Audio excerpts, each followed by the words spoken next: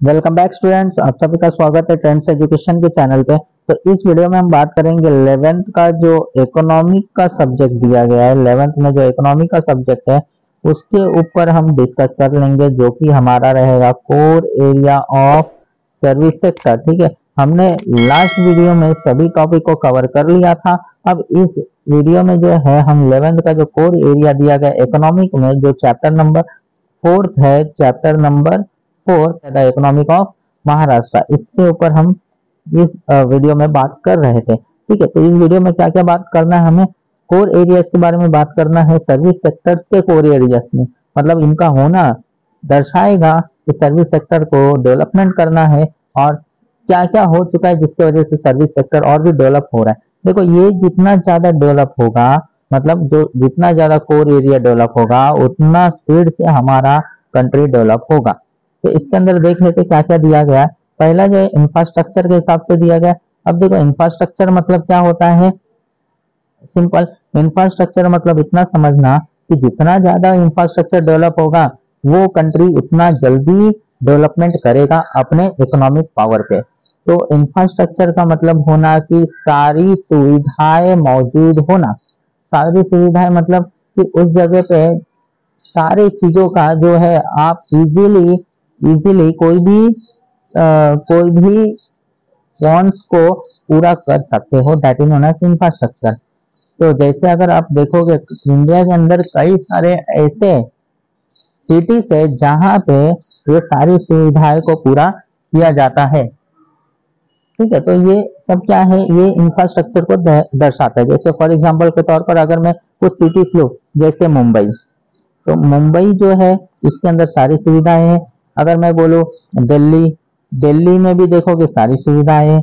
अगर मैं बात करूँ अलग अलग कई सारे, लखनऊ हो गया या फिर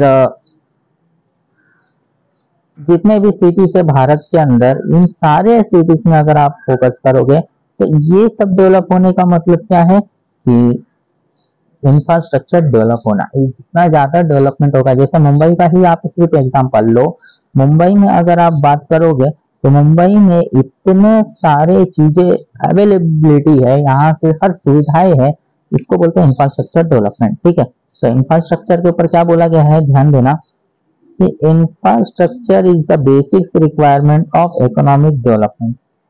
क्लियर हो गया होगा कि इकोनॉमिक डेवलपमेंट के लिए इंफ्रास्ट्रक्चर का बेसिक नीड ये होना बहुत जरूरी है। जितना डेवलप होगा उतना ज्यादा आपका डेवलपमेंट कहलाएगा। A sound infrastructure foundation is the key to overall socio economic development. अब समझना, इकोनॉमिक डेवलपमेंट मतलब पैसे से रिलेटेड और सोशो मतलब सोशल से रिलेटेड। समाज से रिलेटेड होगा तो सोशल, इकोनॉमिक का मतलब पैसे से रिलेटेड होगा तो इकोनॉमिक। तो दोनों में ही कंबाइन चलना है, हमें सोशो इकोनॉमिक डेवलपमेंट दिखाना है, यानी कि समाज का डेवलपमेंट होगा तो इकोनॉमिक ऑटोमेटिक होने ही वाला है। तो that is known as socio economic development. आगे की बात करते हैं। This act as a magnet for attracting additional investment into the state and thus providers provides a competitive edge to its over other states। तो क्या बोला गया है कि इंफ्रास्ट्रक्चर क्या है, अगर ये जितना ज्यादा डेवलप होगा इसके वजह से ये अट्रैक्ट करेगा अदर्स इन्वेस्टर्स को, ताकि वो आए और यहाँ पे इन्वेस्ट करे और इन्वेस्ट करके ज्यादा से ज्यादा और डेवलपमेंट करे, इकोनॉमिकली भी डेवलप होगा। तो ये सब दिखाई देगा। और ये वन टाइप ऑफ जो बताया गया इंफ्रास्ट्रक्चर, ये जो होगा अदर स्टेट्स के लिए मोटिवेटर भी होगा, साथ ही साथ एक कॉम्पिटिटर भी होगा कि उसने डेवलप किया तो हम क्यों नहीं कर सकते। That is known as. देखना आगे, advocate infrastructural facilities are absolute necessity for rapid achievement of sustainable economic development. Rapid का मतलब स्पीड होता है। ठीक है, तो सस्टेनेबल डेवलपमेंट बनाए रखने के लिए यहाँ पे एक एडवोकेट अच्छी तरीके से इंफ्रास्ट्रक्चर का जरूरत है, ताकि जो वे है वो चलते रहे, कहीं स्टॉप ना हो, तब जाकर यहाँ पे रैपिड डेवलपमेंट होगा। देखो, कुछ यहाँ पे आपके एक चार्ट दिख रहा होगा, ये चार्ट में देखोगे आप तो इसमें कुछ दिख रहा होगा। देखो, जैसे क्लासिफिकेशन ऑफ इंफ्रास्ट्रक्चर, जैसे क्या क्या क्लासिफिकेशन है, दो क्लासिफिकेशन है, economically and socially. Economic infrastructure और सोशल इंफ्रास्ट्रक्चर। अगर इकोनॉमिक की बात करो मतलब पैसे से रिलेटेड है ना, पैसे से रिलेटेड देखो क्या क्या दिया, पहला एनर्जी, ट्रांसपोर्ट और कम्युनिकेशन, ये तीन चीजें दी गई है, एनर्जी, ट्रांसपोर्ट एंड कम्युनिकेशन, आप लोग याद रखना। और सोशल से अगर बात करें तो सोशल में हेल्थ और दूसरा एजुकेशन, ठीक है, पहला हेल्थ दूसरा एजुकेशन, ये दो चीजें दी गई है। देखो इकोनॉमी की बात करते हैं, पहला इकोनॉमिक इंफ्रास्ट्रक्चर। देखो it facilitate production and distribution of goods and services for economic development, simple बोला गया, ये फैसिलिटेट करता है प्रोडक्शन को, यानी कि जो प्रोडक्ट बनाया जा रहा है उसको, distribution of goods and services for economic development, यानी कि उसका डिस्ट्रीब्यूट किया जा रहा है ताकि एक देश का जो इकोनॉमिक है वो डेवलपमेंट हो सके। आगे की बात करते हैं measures for development of economic infrastructure, क्या क्या मेजर्स है। पहला increasing installed capacity for electric generator, तो डेवलपमेंट करना तो है इकोनॉमी का, तो इस इकोनॉमी का डेवलपमेंट कैसे करना है, तो ये कुछ पॉइंट्स दिए गए, आप लोग याद रखना। पहला जिसमें पहला बोला है कि अगर हम इलेक्ट्रिसिटी जनरेशन को अच्छे से यूज करें और उसकी कैपेसिटी को बढ़ाते जा रहे लगातार, तो वो इकोनॉमिक डेवलपमेंट में आएगा। Rural electrification, network improvement and program for energy conservation, तो क्या बोला गया है कि जो रूरल एरिया से, रूरल का मतलब होता है गांव खेड़े इलाका, ठीक है, जो भी विलेजेस है उसी को हम रूरल कहते हैं, जो भी विलेजेस है उसको क्या करना है, इलेक्ट्रिफिकेशन करना है, यानी कि बिजली वगैरह सबको प्रोवाइड करना है। तो अगर ये जितना ज्यादा होगा उतना ज्यादा क्या होगा, डेवलपमेंट भी दिखाई देगा। Next modified direct benefit transfer scheme to LPG consumer in the state, LPG का मतलब, यहाँ पे एलपीजी का मतलब है लिथियम पेट्रोलियम गैस, तो गैसेस वगैरह आता है घर में उसको बोलते हैं एलपीजी, ठीक है। तो यहाँ पे जो एलपीजी है वो ज्यादा से ज्यादा हर स्टेट में फैलाना चाहिए ताकि लोग जो है ट्रेडिशनली छोड़कर मॉडर्न के जमाने के हिसाब से या आज के जमाने के हिसाब से जो गैसेस चल रहे उसके ऊपर ट्रांसफर हो जाए। तो ये पॉइंट्स, और भी पॉइंट दिए गए, देखो रोड डेवलपमेंट प्लान, यानी कि रोड डेवलपमेंट प्लान को रखा गया है। रोड डेवलपमेंट प्लान मतलब देखो 2001 से लेकर 21 तक। अब समझना रोड डेवलपमेंट जो होता है बहुत ही बेसिक सा चीज है, अगर रोड जिस देश का सबसे बेहतर है, सबसे अच्छा है, वो कंट्री जल्दी डेवलप होगा, और जिस देश का रोड डेवलपमेंट नहीं होगा, बहुत ही कम है या फिर ना के बराबर है या थोड़े बहुत है, तो उसका जो डेवलपमेंट है वो भी बहुत स्लो होगा या ना के बराबर होगा। तो देखो road development plan is being implemented in the state with target to develop 3.37 lakh kilometre of road, कितने का टारगेट लगाया था, 2001 से लेकर 21 तक। अब 21 यानी कि इन द सेंस की लास्ट ईयर था चला गया, इसलिए 2021 तक टारगेट बोला। अब ये मत समझना कि 2021 में खत्म हो गया, आज भी चल ही रहा है, ठीक है। तो ये जब आगे देखोगे एक दो साल बाद तो ये बुक में लिखा रहेगा 2001 से लेकर 2022 2023 ये सब, ठीक है। देखो metro railway has started at Mumbai and Nagpur, metro railway देख ही रहे हो कि मुंबई में देखो सामने सामने दिख रहा है कि स्टार्ट हो गया है, मुंबई में देखोगे तो, नागपुर में भी अगर देखोगे तो वहां पे भी स्टार्ट है। Maharashtra port development policy was contributed for integrated development of port, state government is promoting Sagarmala, ठीक है। तो पोर्ट का नाम है, नॉर्मली जो है अगर आप देखोगे महाराष्ट्र में जो है पोर्ट एरिया को भी डेवलपमेंट किया जाए। पोर्ट एरिया का मतलब बंदरगाह, जहां से शिप्स को गुड्स वगैरह एक जगह से दूसरी जगह लेके जाया जाता है, लेकर आया जाता है, जहां से एक्सपोर्ट होता है इंपोर्ट होता है उसको बोलते हैं पोर्ट। देखो तो सागरमाला प्रोग्राम के तहत जो है सेंट्रल गवर्नमेंट डेवलप कर रहा है उस पोर्ट को स्टेट गवर्नमेंट के साथ मिलकर, ठीक है।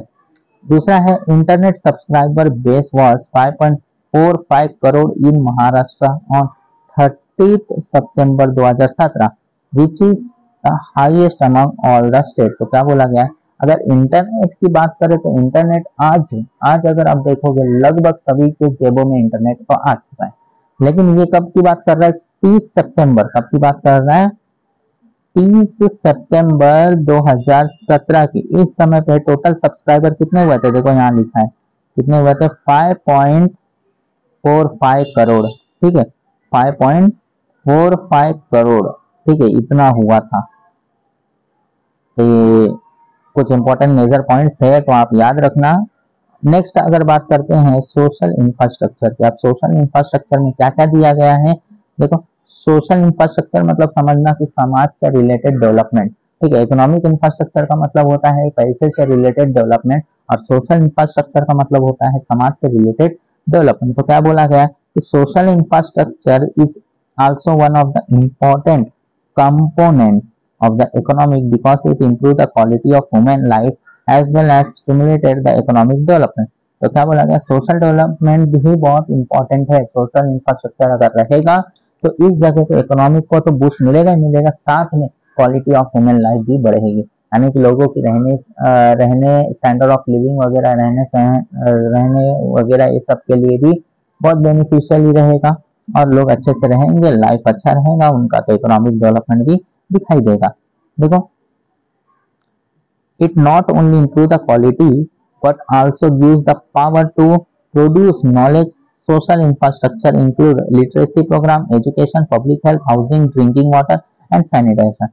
तो क्या बोला गया है कि सोशल इंफ्रास्ट्रक्चर में ये सारी चीजें इंक्लूड होगा। क्या क्या चीजें इंक्लूड होगा, जैसे लिटरेसी प्रोग्राम, लिटरेसी मतलब जो भी एजुकेशन सिस्टम है, पढ़ने लिखना, कितने लोग पढ़े, कितने लोग पढ़ना जानते हैं, ये सब इसको बोलते हैं लिटरेसी प्रोग्राम, कितने लोग पढ़े ये सब फाइंड आउट करना। एजुकेशन से रिलेटेड, पब्लिक हेल्थ से रिलेटेड, हाउसिंग, ड्रिंकिंग वाटर और सैनिटेशन। सैनिटेशन का मतलब शौचालय वगैरह, ठीक है, तो आप लोग याद रखना। अगला दिया है measures undertaken to develop social infrastructure. क्या क्या मेजर्स अंडरटेकन किया है, तो इसमें अगर देखोगे तो 2-4 टोटल अंडरटेकन किया है मेजर्स में। पहला क्या दिया है, पहला प्राइमरी, सेकेंडरी, हायर सेकेंडरी और हायर एजुकेशन, ठीक है, तो ये सब दिया। पहला एजुकेशन की बात करें तो एजुकेशन में क्या दिया गया है कि education is the consider as one of the basic human needs. तो सबको पता है कि ये क्या है, ह्यूमन बींग्स का बेसिक नीड है कि हर एक बंदे को एजुकेशन मिलना ही चाहिए।